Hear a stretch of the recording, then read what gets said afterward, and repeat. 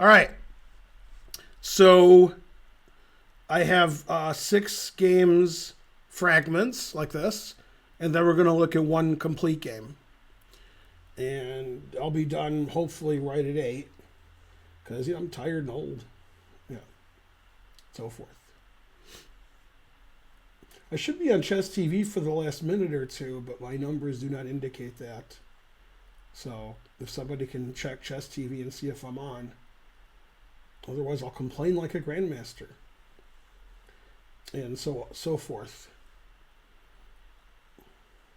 The more I complain, the less subs I have. So I have 99,293 followers. We're almost at the goal, 99,999. You can't beat that. There's no number higher than that. So, 681. Okay, that's more than 200. So I guess I'm on Chess TV. All right. So this is Magnus versus Tari, the 2 best players in Norway. Magnus seemed to have an advantage, and it's all gone now. He won this weak C pawn for this A pawn, recently. Rook takes and takes, and as a consequence, pawn's pretty good. So this position's preferable for black, and Tari lost in just a few moves. Truth hurts. I guess that's why he's not the best player in Norway. Okay. So Magnus played 93. And to be honest, I don't really blame Tari for making a mistake here. Now, his mistake might not lose the game. It probably doesn't.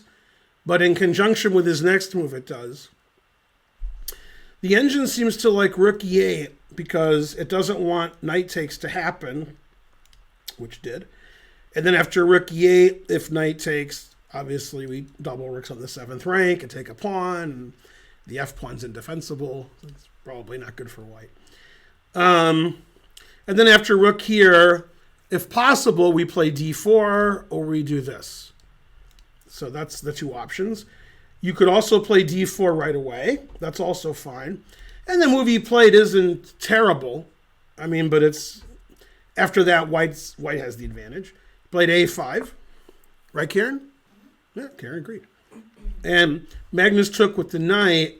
And now, here he made a very, very bad blunder. Sort of understandable, I guess. He was in mild time trouble, but actually Magnus had less time. This is the kind of mistake I understand. I understand not wanting your opponent to play knight takes f6 check, because black's position looks stupid then. But probably good drawing chances by playing a4. And even though white is a pawn up and black's pawn structure is absurd,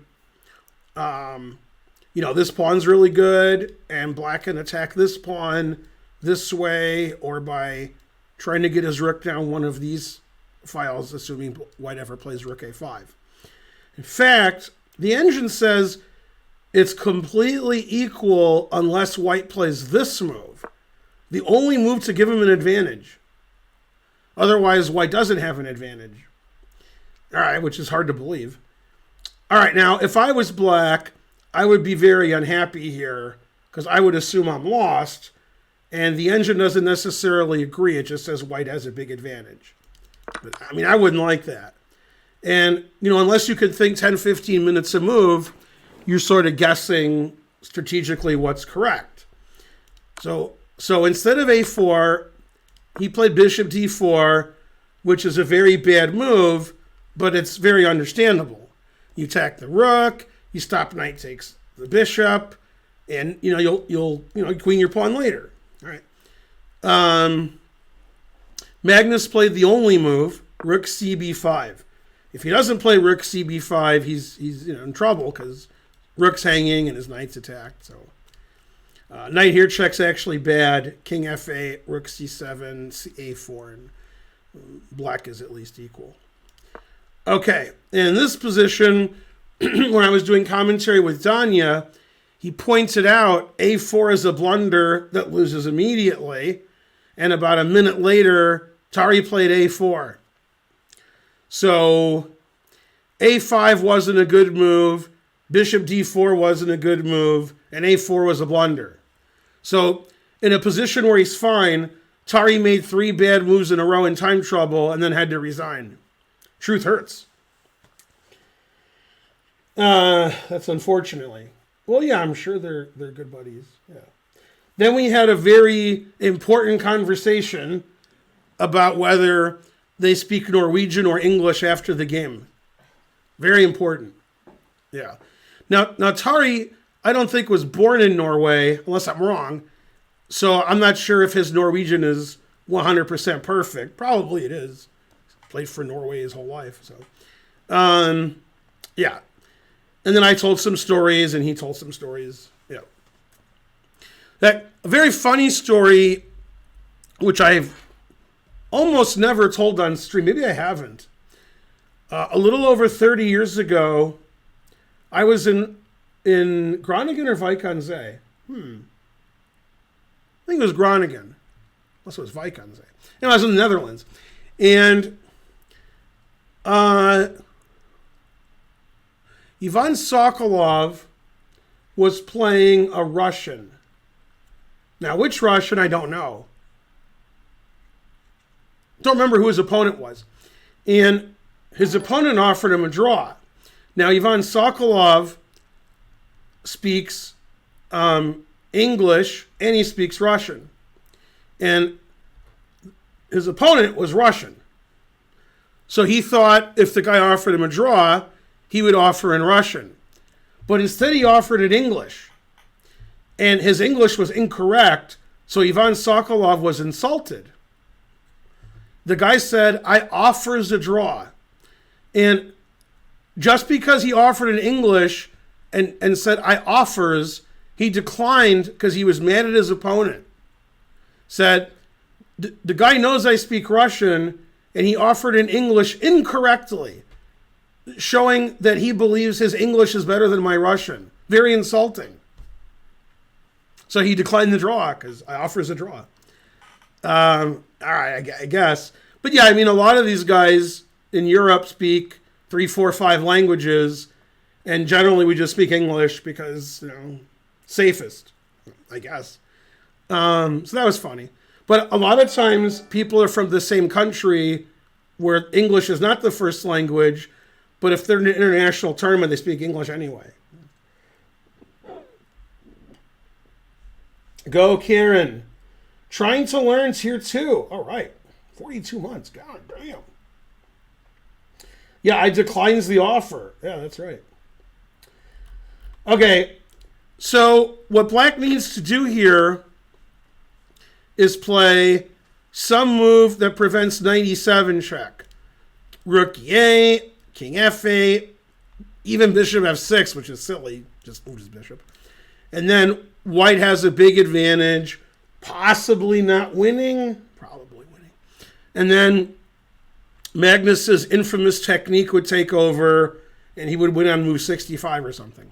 Instead, Tari played A4, an elementary blunder.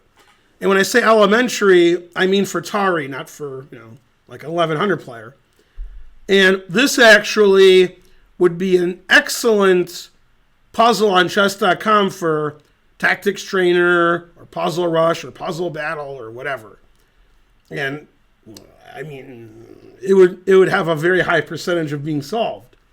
And I mean, obviously he saw 97 check, but he didn't understand that knight here is just completely winning. Completely winning.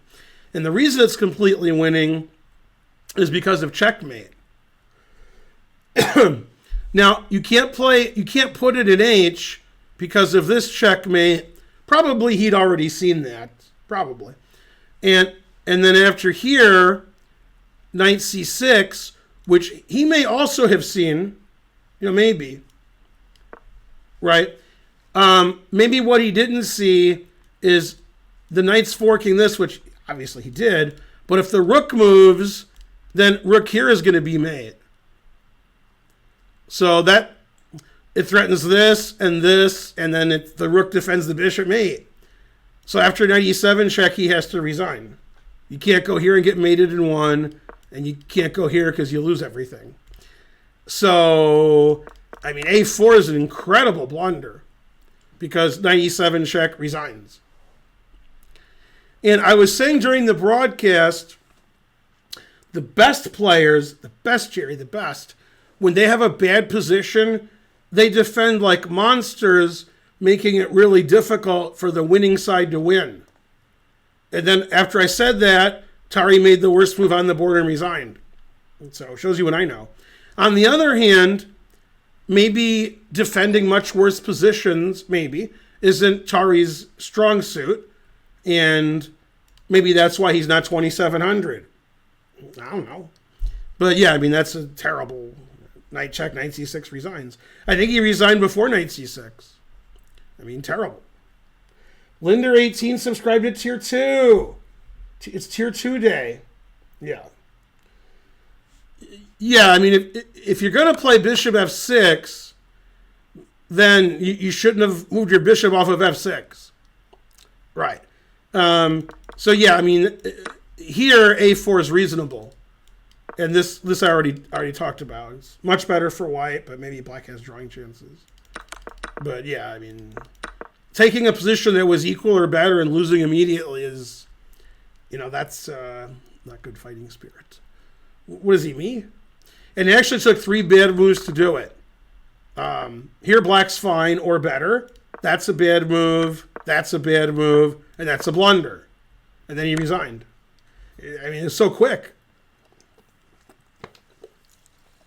I mean, I knew Magnus was quick, but I didn't know that was common knowledge.